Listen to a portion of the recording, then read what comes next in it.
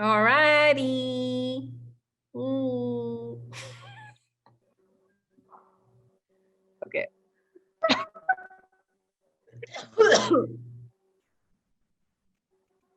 Okay.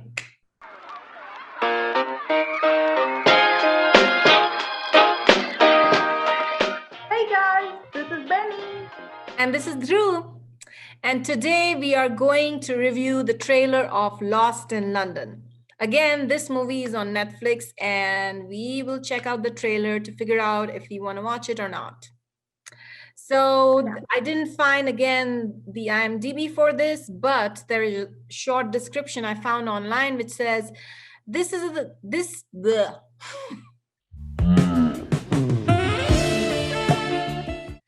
this is a comedy about two Nigerian students who are selected for an exchange program in London. Through the culture shock, they must decide whether they want to make London work or go back home. Hmm. I have a Hmm. feeling I'll be able to talk a lot about this. I guess so that. Yeah, so let me share my screen. Finally! Finally! Driver! Give me a horn straight from the Queen of England. Oh my God!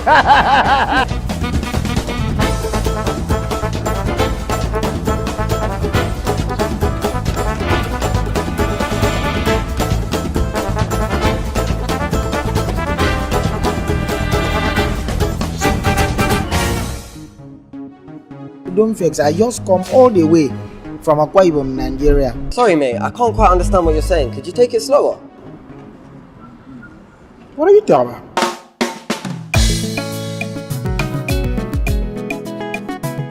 Bona, where are you there? I'm in London. Hey! Can you see us now? Okay, just give me my money. You owe me £70. £70? Yeah. 35,000 naira for taxi the man jogging. Did you carry me from hellfire to heaven? Jay, you the craze? Huh? Jay, you the craze? Okay. I have talent in music. And you want to discover me, so you are Oyibo Don Jazzy. Yes, and you can stay here until you find your feet. You'll like it, I promise. Sodom and Gomorrah.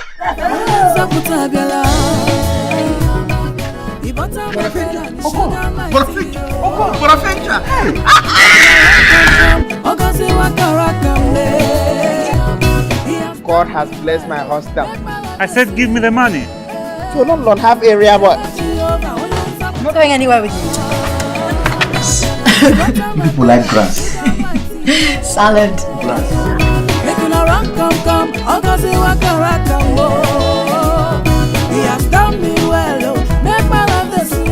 one last thing. Did you see Wenger, like face to face as a Wenger? You saw him. Tell Wenger that we the Arsenal fans in Africa, we are tired of him. He should resign. So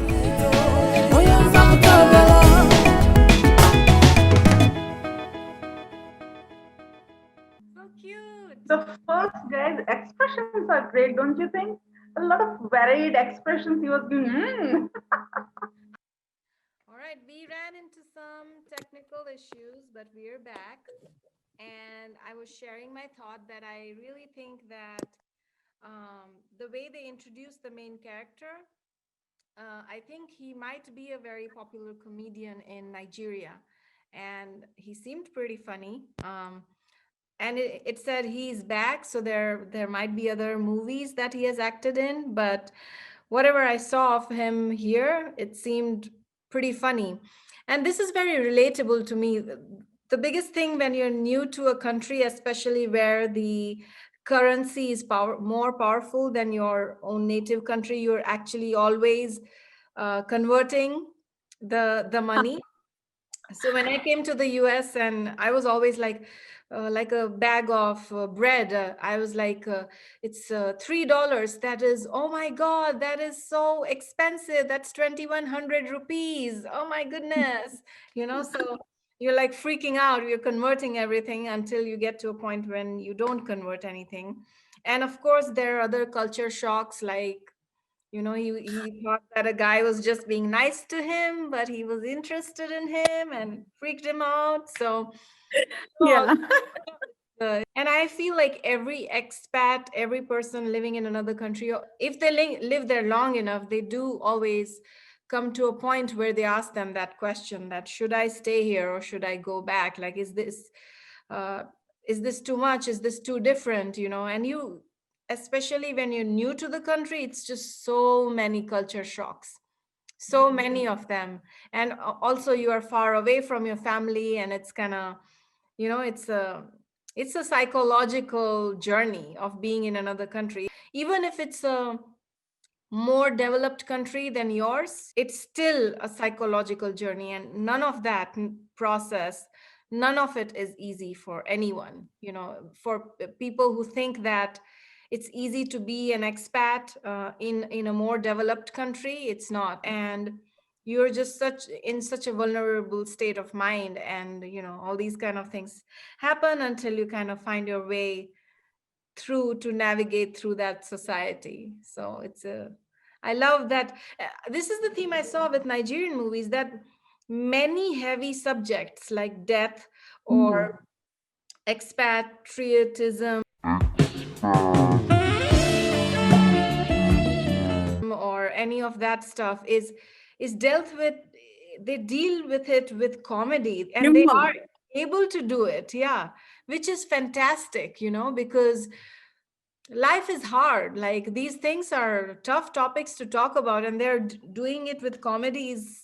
It's such a skill to have. And I've not seen this kind of recurring theme of dealing with tough subjects with comedy anywhere else. True. And one thing that I noted over there is that, it seems like they just get into touch with each other. I mean, both of those guys, they've come to London, and somehow they get in touch with each other. They give a call by, I mean, whether they know each other from the beginning or not. But it's like, once you're in a foreign country, even if you don't know the other person, but just because he's from your own country, it's like he's a brother to you, and you just feel cozy just knowing a person who's from your own country in another country. Right. And if you remember, like, how our parents were talking about being in the US, and this was back in the 70s when we didn't have WhatsApp and stuff like that. So every time they saw another Indian just pass by on the street, even that was like, they were like, oh, my people. And when I was new to the States, like, that my best friend is from another country. Like, vulnerable people who are new to the country, irrespective of whether they are from the same country or not, they kind of connect. And you find many a times, as though in those situations when you guys are vulnerable, you find lifelong friendships, that because you connected at such a vulnerable point, that you remember that, and that you cherish it more. So Yeah. there are so So many it's like, beautiful things to that process. yeah, it's like it's the worst occasions that bring out the best memories. Right. At the end of the day, when you've gone through all the turmoil and the hard times and everything, it is those bad times that actually give you the best relationships and the best memories and the best experiences, actually. And the best growth as a person, right? Like, Mm. you that's why I always say, like, everybody should try going and living in another country if they have the means to do that, because that experience is invaluable. Whether you decide to stay or not and all that's another story, but you change and evolve as a person, and your horizons expand, and you just start seeing things more objectively in a bigger way, because otherwise, like, you are in a bubble. You only know a certain way of doing things. And no matter what, no matter how much Netflix you watch, no matter how many English movies you might watch, you can never truly be prepared to what you would be facing out there in the real world when you go to another country. You might feel that, oh, I am a very westernized person.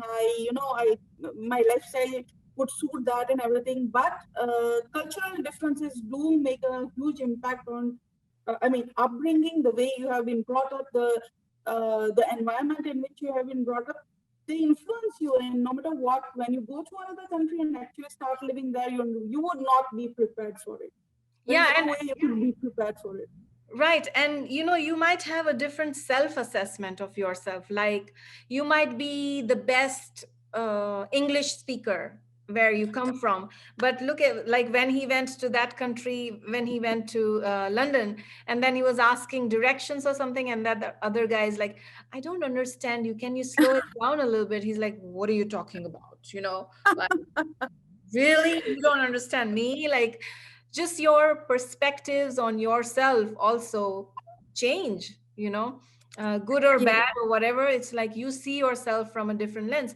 For example, we have a few actresses like, for example, Athiya Shetty in Bollywood has said that I'm not as appreciated in India, but when I go to other countries, I am considered gorgeous.